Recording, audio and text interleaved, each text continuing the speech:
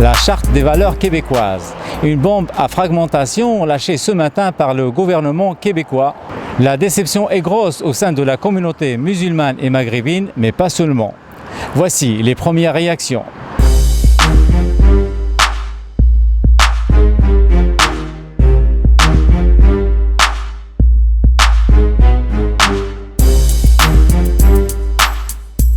Pour que cette neutralité religieuse prenne forme dans les institutions publiques, elle doit aussi transparaître chez ceux et celles qui y travaillent. C'est pourquoi nous proposons d'établir un devoir de réserve et de neutralité religieuse pour le personnel de l'État. La neutralité politique est déjà demandée aux fonctionnaires. Nous proposons que la neutralité religieuse s'applique à toutes les personnes au service de l'État. Je suis contre cette charte, tout simplement. Je pense qu'elle est plus divisive et son application va créer plus de problèmes que d'autres choses. On va donner l'impression que deux types de citoyens. Je pense qu'on peut promouvoir l'égalité homme-femme qui existe déjà dans les chartes de toute façon. On n'a pas besoin d'avoir une nouvelle charte. Et puis son applicabilité quant à l'emploi, par exemple, va créer plus de problèmes que d'autres choses. On peut avoir un voile à une place, mais pas à d'autres. Je trouve que si on veut vraiment travailler pour intégrer les gens, intégration ne veut pas dire uniformité. Alors, on ne veut pas uniformiser les relations, on veut célébrer cette diversité qui constitue Montréal de toute façon. Et moi, comme ancien ministre de l'Immigration, comme citoyen, comme Montréalais, c'est clair que je vais me battre contre ça. Puis j'ai même été plus loin. Je voulais des débats. OK, Montréal, vu que ça s'adresse à Montréal, dans son ensemble, va décider d'abord pour son territoire. Donnez-nous un statut. Alors, on verra ce que ça donne. Je crois sincèrement que le gouvernement ne devrait pas aller avec cette charte des valeurs. Et j'irai même plus loin. Si Feu René Lévesque était encore en vie, ce grand homme-là, ce père du Parti québécois, jamais il n'aurait fait ça. Je crois que ce démocrate n'aurait jamais permis qu'on puisse toucher aux libertés individuelle de chaque citoyen qui vit à Montréal, au Québec ou à travers toute la province du Québec. Ceci étant, je ne crois pas qu'on doit interdire la pratique de la foi d'un individu, quelle que soit sa religion. Et il est vrai que dans chacune de ces religions-là, il y a une infime minorité qui est une minorité, je dirais, agissante, qui pratique de façon un peu à la dure, mais la grande majorité des musulmans, et là je veux parler de ma communauté, la grande majorité des musulmans pratiquent de façon sereine leur foi, et je crois qu'on devrait les laisser. Maintenant, si on interdisait, par exemple, à une femme de ne pas porter le voile si elle devait travailler au sein de la fonction publique, ça veut dire qu'on va les mettre dehors, ça veut dire qu'on va appauvrir les ménages, ça veut dire qu'on va créer d'autres problèmes qui... je ne comprends vraiment pas pourquoi cette décision du gouvernement du Québec. Voilà. En vertu de ce devoir, les employés de l'État ne pourraient pas porter de signes religieux ostentatoires pendant leurs heures de travail. On parle ici de signes religieux très visibles, très apparents.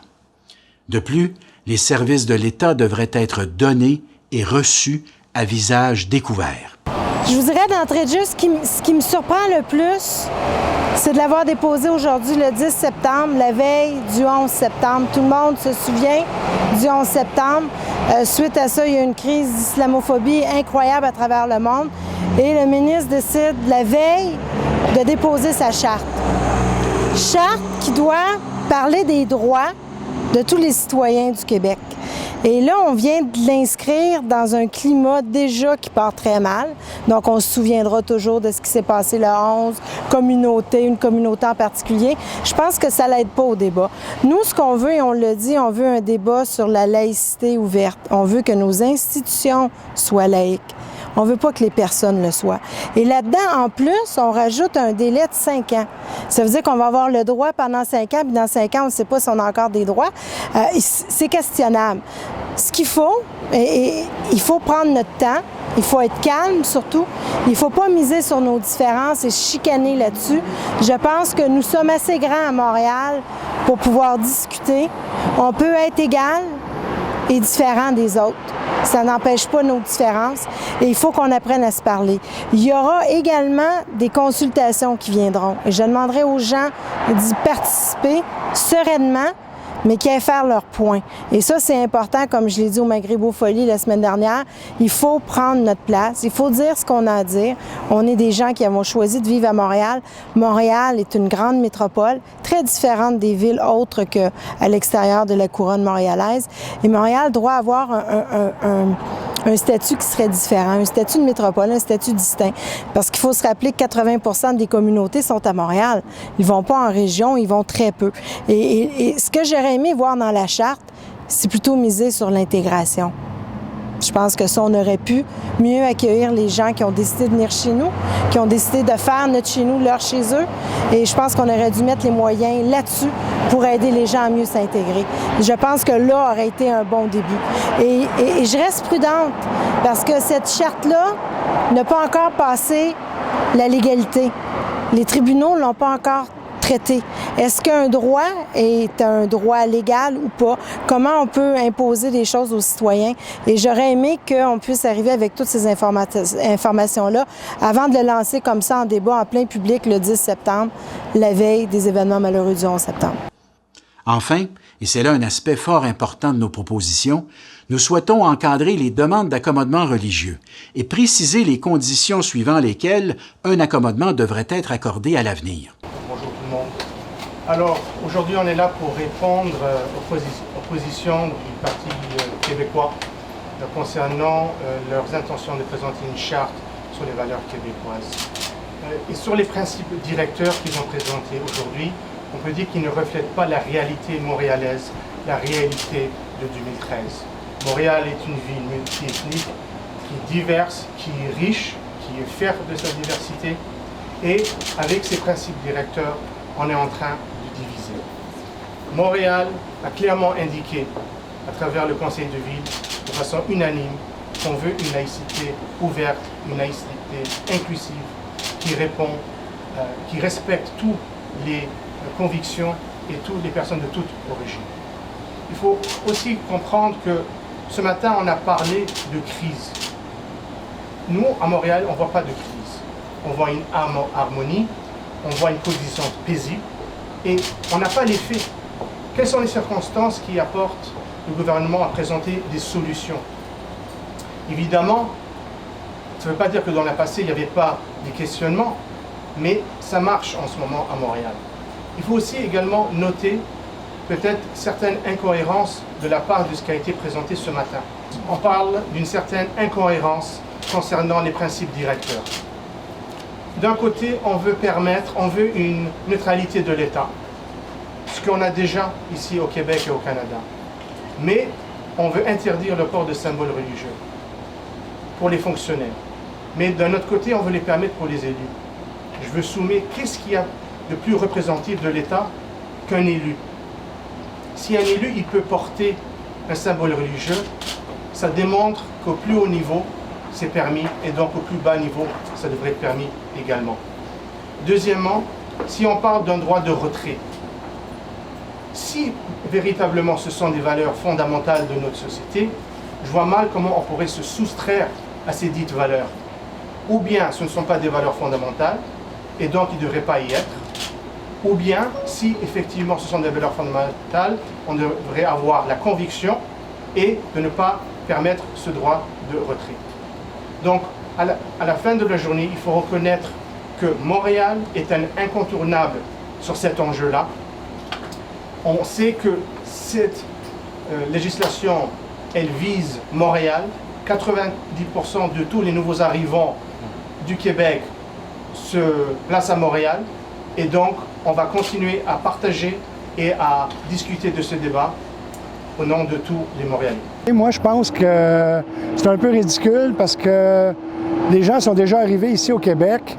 On est déjà dans un bon système ici. Puis je pense que les gens ont le droit de s'exprimer comme ils veulent. Si on accepte la croix, on peut accepter d'autres choses aussi. Je pense pas que les femmes qui se voilent sont différentes des autres. C'est juste par croyance puis par conviction. Je pense qu'ils ont droit à ça. Ils sont très respectables, ces femmes-là. On est en train de leur dire que c'est pas correct ce qu'ils font. Fait que je pense que c'est ridicule un peu d'imposer ces choses-là. Puis je comprends qu'il faut y mettre des limites à certaines choses, mais au niveau de la laïcité, je crois que c'est très personnel, ça. Ça devrait rester personnel à chaque personne. chaque individu devrait avoir le droit de s'exprimer comme il veut. En fait, moi, je suis pour la charte des valeurs. Parce que pour moi, en fait, il faut interdire vraiment ces signes religieux dans les fonctions publiques, genre dans les hôpitaux, les garderies. Mais dans des commerces comme ça, c'est pas grave. Mais tout ce qui touche à la fonction publique, pour moi, il faut l'interdire vraiment là. Parce que, en fait, ce qui est bien dans cette charte, ça ne vise pas juste la religion musulmane, c'est tous les signes religieux. Le christianisme, le judaïsme ou l'islam, c'est la même chose. Alors pour moi, vraiment, genre, moi, je ne veux pas prendre mon enfant à la garderie, être éduqué par une femme juive qui marque vraiment le judaïsme dans son boulot là. Et pour moi, franchement, c'est bien d'interdire ça dans des fonctions publiques. Mais genre dans la rue ou dans les commerces, tout ce qui touche pas à la fonction publique, je pense que c'est correct. Vu les circonstances dont ils ont mis la charte de nos jours, là, je trouve pas que c'est pas le bon moment. Et ce n'est pas la chose qu'on doit appliquer immédiatement. Il y a beaucoup de choses plus importantes que de parler de la tenue vestimentaire. Si on se confie à la liberté c'est ça. Voilà, il faut qu'on soit plus ouvert. Et éviter de s'entasser comme ça avec ses idées pareilles. Je pense que c'est juste une échappatoire du gouvernement marois parce que ça fait presque une année qu'ils sont au pouvoir et ils n'ont absolument rien fait, entre guillemets. Donc ils essayent de foncer sur l'islamophobie un peu grandissante dans le Québec pour essayer de se montrer un peu plus aux yeux des Québécois et de leurs concitoyens. Voilà, je pense que c'est juste histoire de suivre un petit peu la France. La question est de faire oublier aux Québécois les problèmes économiques, les problèmes d'emploi, les problèmes de chômage, les problèmes d'habitat et tout, et de focaliser sur un truc qui tourne autour de la religion et principalement la religion musulmane. Voilà. Et pourquoi, à votre avis, c'est l'islam qui est visé? Parce que en cette période de crise, tout ce qui touche à l'islam est vendeur. Voilà. Donc moi je trouve que le gouvernement québécois a d'autres priorités. Puis moi je comprends pas grand chose à ce qui est la laïcité dans son sens propre, mais je trouve que interdire certaines personnes à porter certaines choses, ça limite leur liberté. Puis c'est contraire aux valeurs, je pense, québécoises et canadiennes.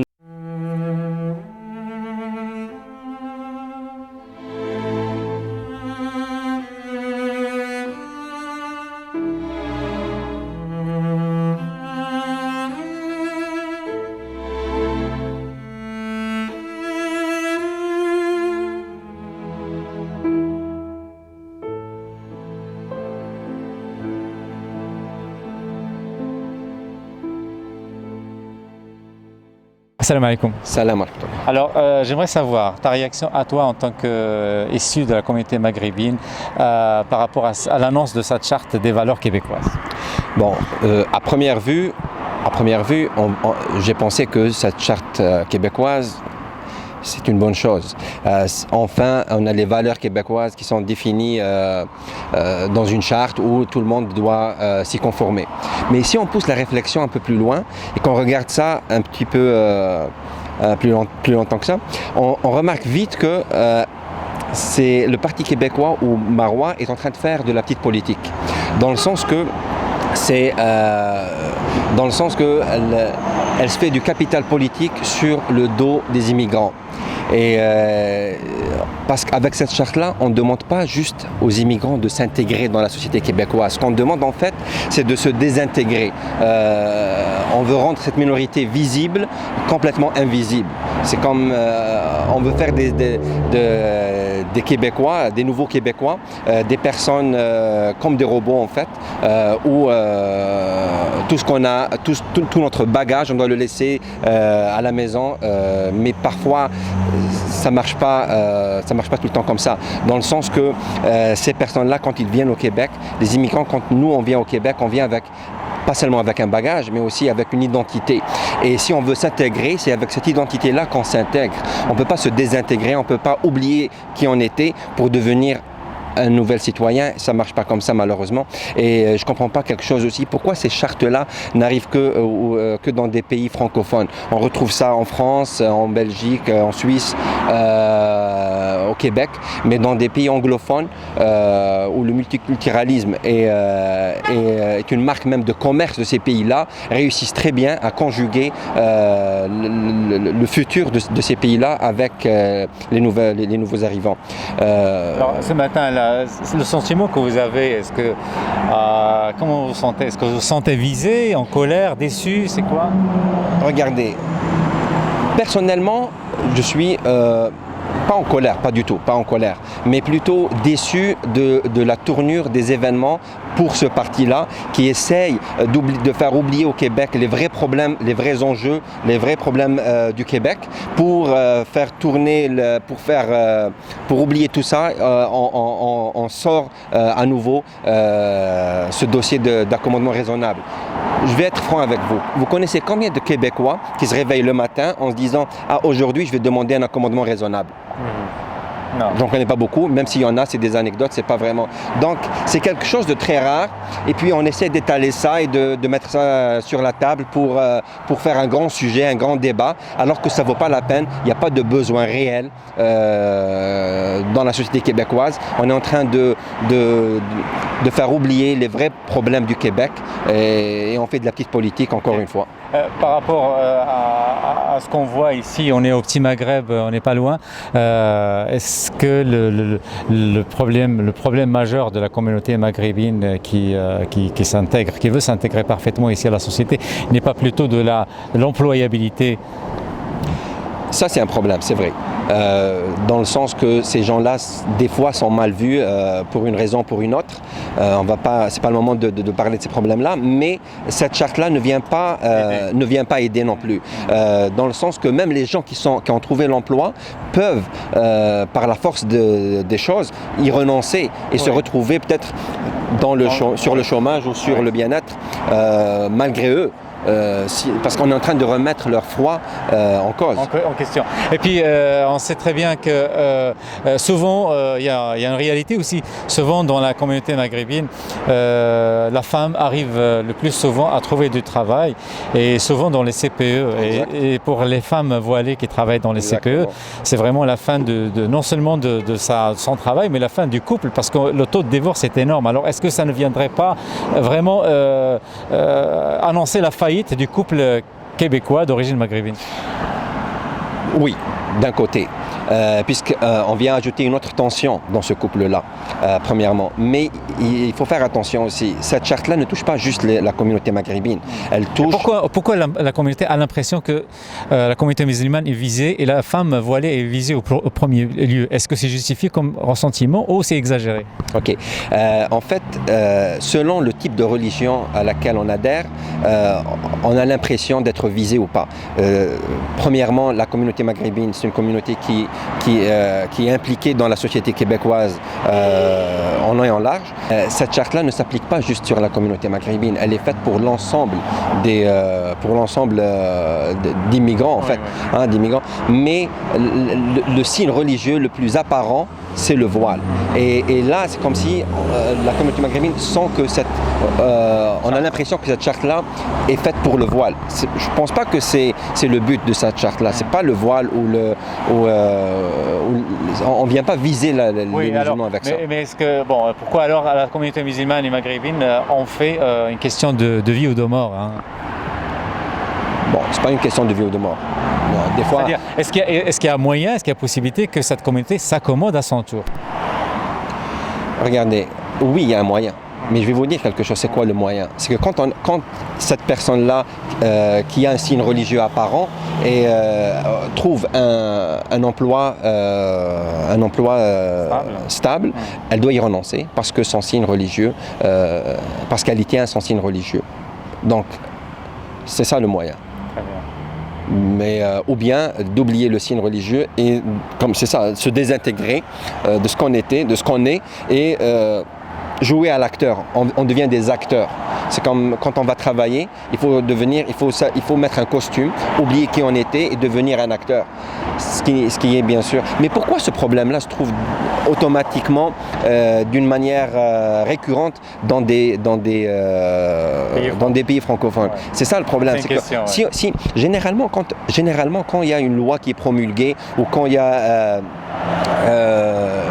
un projet pilote qui est installé, on voit toujours les comparatifs par rapport à d'autres pays. Ouais. Est-ce que ça a marché ici? Est-ce que ça a marché là? Mais quand on voit cette charte-là, on voit bien que ces signes religieux-là ne dérangent pas réellement. Si on va aller voir l'expérience des pays anglophones, aux États-Unis, en Angleterre, on voit bien que cette charte-là, ces signes-là ne dérangent pas. Alors pourquoi on ne va pas profiter de ces expériences-là pour les ramener ici au Québec, au lieu de mettre l'accent sur le rejet, sur je veux dire le racisme, mais c'est pas vraiment ça. Oui. Je sais que c'est pas ça, oui. Mais c'est sur la peur en fait. C'est comme si on a peur de l'autre, on a peur de l'immigrant, de qu'est-ce qu'il va nous ramener de plus dans cette société-là. C'est comme si on dit à l'immigrant, écoutez, on vous aime bien, venez travailler, venez gagner de l'argent, on aimerait avoir vos services, mais on veut pas de votre identité avec nous. C'est faux. Ça peut pas marcher comme ça.